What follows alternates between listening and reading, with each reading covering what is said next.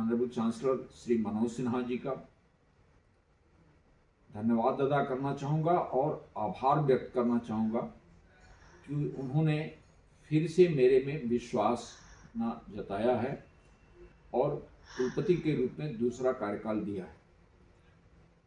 जहाँ तक बात है आपने कहा कि अचीवमेंट्स की, अचीवमेंट्स आपने कहा 3 महत्वपूर्ण अचीवमेंट्स। एक तो जो राष्ट्रीय लेवल पर एनआईआरएफ की जो रैंकिंग होती है जी, पहली बार जम्मू विश्वविद्यालय ने एक इतिहास रचा कि वो टॉप 50 में आया और वो अपने आप में बतलाता है कि हमारा विश्वविद्यालय कितनी तेजी से प्रगति कर रहा है। और इसकी अगर क्रेडिट किसी को जाती है तो वो जाती है हमारे जो अध्यापक हैं, हमारे जो ऑफिसर हैं, हमारे जो कर्मचारी हैं और हमारे छात्र भी हैं। आप देखे होंगे कोई ऐसा कोई मेजर हमारे जो छात्र हैं, कर्मचारी हैं, अध्यापक हैं, वो बहुत कोई स्ट्राइक या इस टाइप से थोड़े बहुत हल्का फुल्का, तो विश्वविद्यालय है तो जीवंतता रहनी चाहिए। ये अपने आप में सारे लोगों ने मिल करके काम किया है और जिसके कारण कि हमारी एनआईआरएफ रैंकिंग टॉप 50 में आई। दूसरा चीज कि जम्मू विश्वविद्यालय ने एक प्रोग्राम शुरू किया, अंडर ग्रेजुएट प्रोग्राम, जिसका नाम है डिजाइन योर डिग्री जी, और parliamentary standing committee on education Srinagar आई थी। ये बात है 1.5 साल पहले की।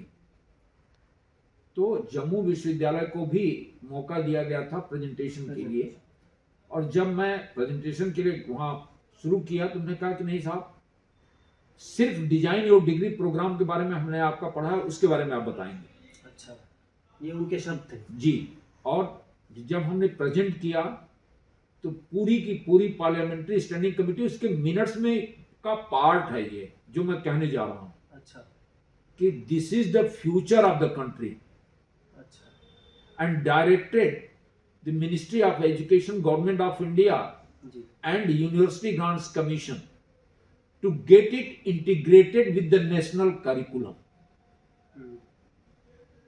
तो ये एक चीज है। हमारे ऑनरेबल चांसलर साहब ने प्रेजेंटेशन जब हुआ तो उसके बाद उन्होंने कहा कि सिर्फ ये जम्मू विश्वविद्यालय तक नहीं सीमित रहेगा, ये जम्मू कश्मीर के हर विश्वविद्यालय में चलाया जाएगा इसी पैटर्न पर।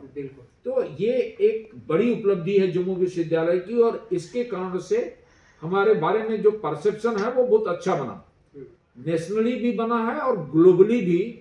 और लोग जानना चाहते हैं, कुछ लोग बाहर से जब आते हैं यूजीसी आईआईसीटी में तो वो कहते हैं कि मुझे जम्मू विश्वविद्यालय जाना है इस प्रोग्राम के बारे में जानने के लिए। तो ये एक अच्छी उपलब्धि है। और तीसरा, जम्मू विश्वविद्यालय जो कॉलेज ऑन व्हील्स की 700 बच्चियां 7 एकेडमिक इंस्टीट्यूशन से, जिसमें श्रीनगर भी है, बाबा गुलाम शाह है, क्लस्टर यूनिवर्सिटी ऑफ श्रीनगर है, Islamic university of science and technology, Shri Mata Vaishno Devi university, Jammu university, cluster university of Jammu, ऐसे 7 एकेडमिक इंस्टीट्यूशन जम्मू कश्मीर के, और एक cluster innovation centre university of Delhi, जहां से 700 लड़कियां 100 मेंटोर्स गए और बड़ा ही उनका एक अलग से अनुभव, एक प्रोजेक्ट रिपोर्ट उन्होंने सबमिट किया हुआ है हर ग्रुप ने। और 20 से 25% बच्चियों ने कहा पहली बार हम ट्रेन पर बैठे। अच्छा, 30-35% स्टूडेंट्स ने कहा कि पहली बार हम जम्मू कश्मीर से बाहर गए। तो एक उनका महात्मा गांधी जी और लोक, ये इस यात्रा ने एक बच्चियों को एक अलग से होलिस्टिक, उनका जो डेवलपमेंट होता है, एक नेशनलिस्टिक पर्सपेक्टिव होता है, एक ग्रुप में काम करना। और वो जो प्रोजेक्ट थी वो या तो कल्चर से रिलेटेड थी, जिस एरिया से ट्रेन गुजर रही है, या उनके एग्रीकल्चर से रिलेटेड थी, या ट्रेड से रिलेटेड थी, या अन्य चीजों से। तो वो प्रोजेक्ट वर्क था, ऐसा नहीं कि सिर्फ वो ऐसे ही घूमने के लिए जा रहे हैं, वो प्रोजेक्ट पर काम कर रहे थे और ग्रुप में काम कर रहे थे, तो पीयर लर्निंग थी। उनका एक मेंटोर होता था जो ट्रेन के अंदर ही मेंटरिंग करता रहता था प्रोजेक्ट का। So it was a wonderful experience.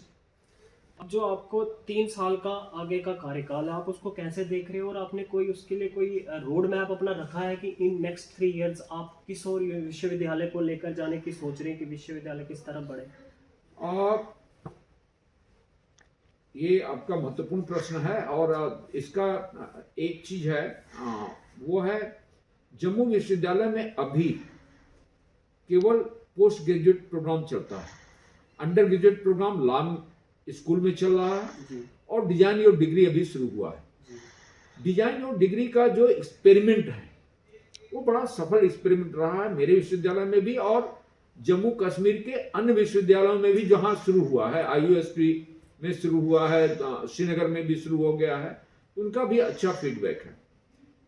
इस फीडबैक को ध्यान में रखते हुए national education policy 2020 in letter and spirit अगर कहीं इंप्लीमेंट हो पा रही है तो वो है डिजाइन योर डिग्री प्रोग्राम।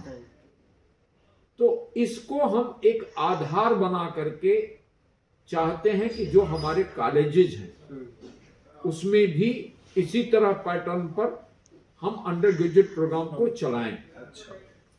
और दूसरे अंदर क्या हम अंडर ग्रेजुएट प्रोग्राम शुरू कर सकते हैं, और इसको लेकर के एकेडमिक काउंसिल में चर्चा में यह बात आई और इन प्रिंसिपल हम एग्री करते हैं। उसका जो लॉजिस्टिक है या उसका जो क्लासरूम कहां से आएगा, तो दीज आर द इंफ्रास्ट्रक्चर का वो मेजर चैलेंज है हमारे सामने। तो इसको एक डेलिब्रेट करके कैसे हम इसको एड्रेस करें, so we will work on that. अच्छा सर, एक जम्मू कश्मीर के विश्वविद्यालयों में कहा जाता है कि बाहर का शब्द का इस्तेमाल किया जाता है कि बाहर से लोगों को आकर यहाँ पे VC वाइस चांसलर्स बनाया गया। आप इसको कैसे देखते हैं?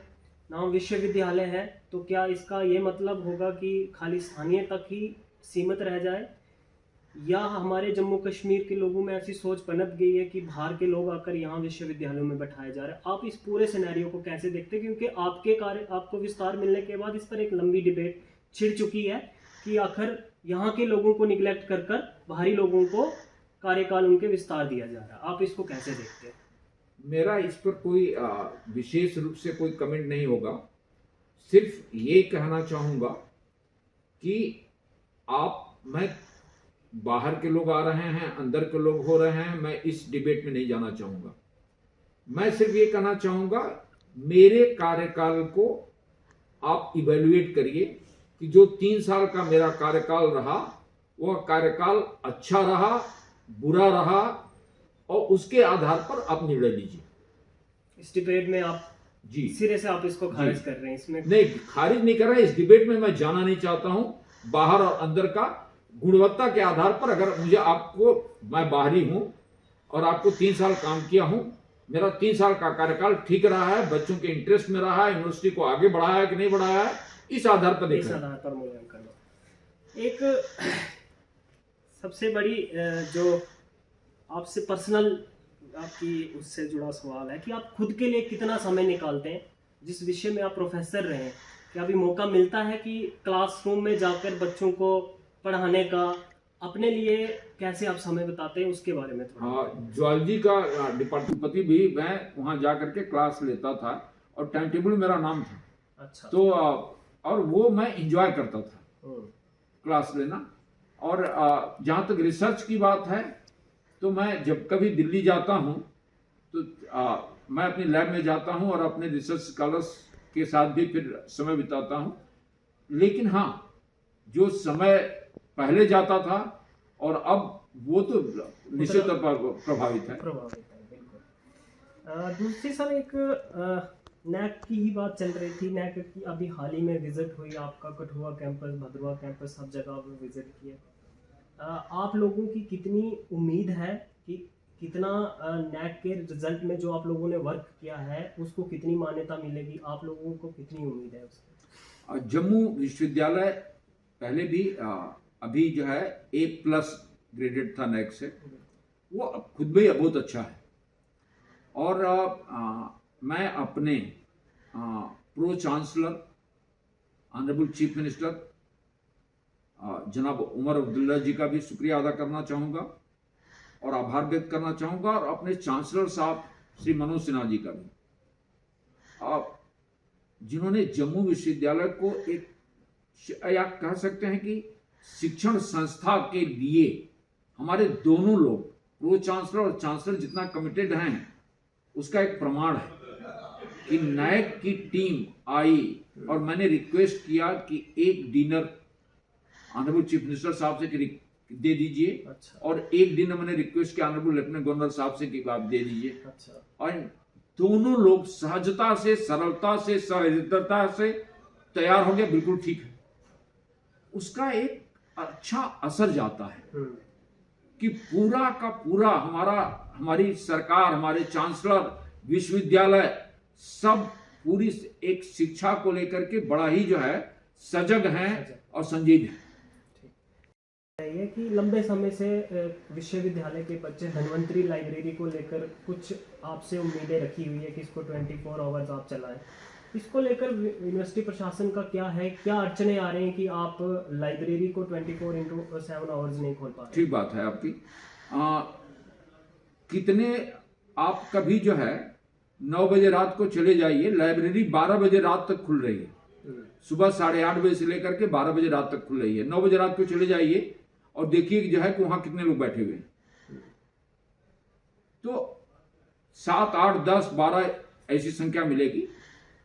अब प्रश्न उत्पन्न होता है कि हमारे पास रिसोर्सेज क्या हैं और उसके अनुसार हम क्या मीट आउट कर सकते हैं। लाइब्रेरी जाड़े के दिन में खुलेगी तो हमारा जो है फिर पूरा का पूरा हीटर चलेगा, उसके साथ स्टाफ की जरूरत पड़ेगी। तो 7, 8, 10, 12 के लिए पूरी की पूरी चलाई जाए, वो हमको लगता है फिजिबिलिटी हमारे पास नहीं बन पा रही है। इसलिए हम 12 बजे रात तक और सुबह 8:30 बजे से लेकर के 12 बजे रात तक चल रही है। ये एक बात है।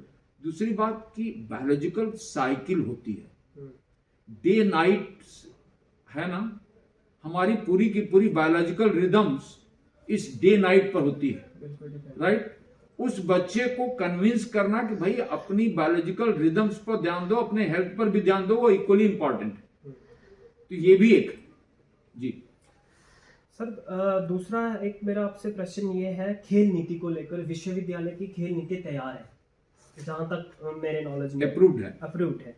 कब तक इसको फॉर्मली आप इम्प्लीमेंट कर रहे हैं, और इसमें क्या बच्चों को, खास करके खिलाड़ियों को, क्योंकि एक बहुत बड़ा कंसर्न है उनका कि पेपर्स के साथ साथ आपके चैंपियनशिप क्रैश होती है, वो तो सबसे बड़ा, ना ही ग्रेस मार्किंग मिलती है बच्चों को, ना उस तरीके की सुविधा हो, तो वो खेलों में उस तरीके से अपना प्रदर्शन नहीं दे पाते। इसको लेकर विश्वविद्यालय की जो खेल नीति, उसमें क्या कुछ आप लोगों ने नए प्रावधान रखे? मुझे लगता है कि आप एक बार डायरेक्टर स्पोर्ट्स से मिलिए तो विगत 3 सालों में अंतरराष्ट्रीय, राष्ट्रीय, प्रदेश लेवल पर अद्भुत रिकॉर्ड जम्मू विश्वविद्यालय के स्पोर्ट्स के बच्चों ने बनाया है।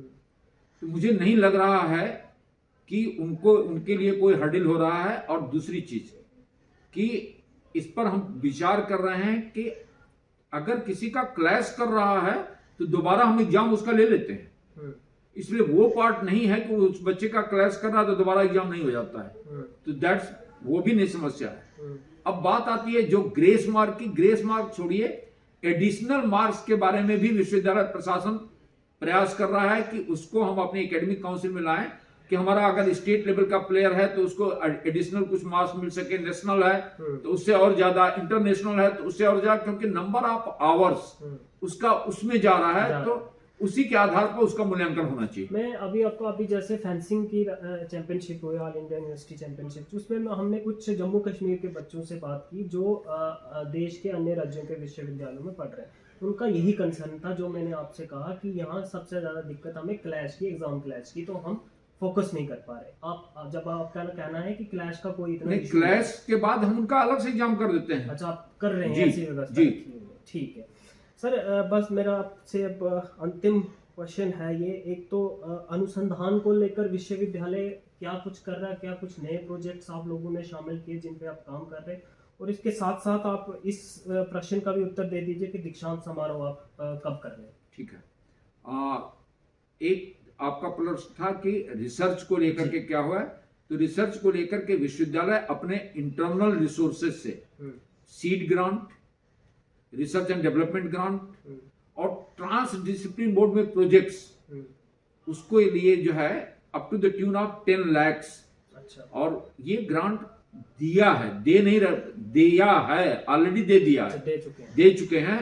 और अभी जो नैक की हमारी टीम आई थी, उन्होंने ऑनरेबल चीफ मिनिस्टर साहब से जब मिले, चीफ मिनिस्टर साहब ने विश्वविद्यालय के बारे में पूछा तो उन्होंने कहा कि बहुत सारी सेंट्रल यूनिवर्सिटीज में भी उतना अच्छा पब्लिकेशन और संख्या का दोनों नहीं होगा जितना कि जम्मू विश्वविद्यालय में है। अच्छा। तो जम्मू विश्वविद्यालय इस क्षेत्र में भी अच्छे से प्रगति कर रहा है। और दूसरा प्रश्न आपका क्या था? दीक्षांत समारोह का। दीक्षांत समारोह तय था, लेकिन चुनाव आने के कारण वो नहीं हो पाया और 2 या 3 दिन पहले पोस्टपोन होना पड़ा। मैं अपने ऑनरेबल चांसलर साहब से रिक्वेस्ट करूंगा कि फिर से वो जो है एक समय हमको दें। ठीक। अगर आप ये वीडियो YouTube पर देख रहे हैं तो हमारे चैनल को सब्सक्राइब करें और बेल आइकन को दबाना ना भूलें। अगर आप Facebook पर ये वीडियो देख रहे हैं तो हमारे पेज को लाइक करें।